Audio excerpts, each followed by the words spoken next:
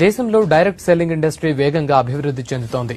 ఇండస్ట్రీలో కంపెనీలు పెరిగిపోతూ ఉండటంతో దాన్ని మానిటరింగ్ చేయడానికి ప్రభుత్వం ప్రత్యేక గైడ్ లైన్స్ కూడా తీసుకొచ్చింది.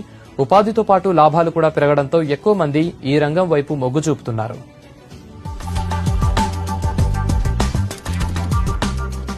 డైరెక్ట్ సెల్లింగ్ ఇండస్ట్రీ వేగంగా విస్తరిస్తోంది. ఈ బిజినెస్ తో వినియోగదారులు మోసపోకూడదనే ఉద్దేశంతో 2016 సెప్టెంబర్లో కేంద్రం ఈ ఇండస్ట్రీని గుర్తించి కొత్తగా మార్గదర్శకాలు తీసుకొచ్చింది.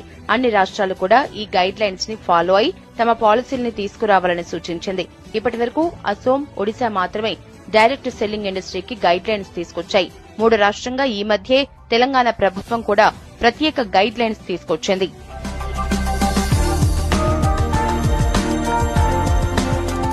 కొత్త గైడ్ లైన్స్ ప్రకారం డైరెక్ట్ సెల్లింగ్ కంపెనీలు తప్పనిసరిగా పరిశ్రమల శాఖ దగ్గర రిజిస్ట్రేషన్ చేయించుకోవాలి. తప్పనిసరిగా ఒక షాప్ తో పాటు పర్మనెంట్ అడ్రస్ కూడా ఇవ్వాలి.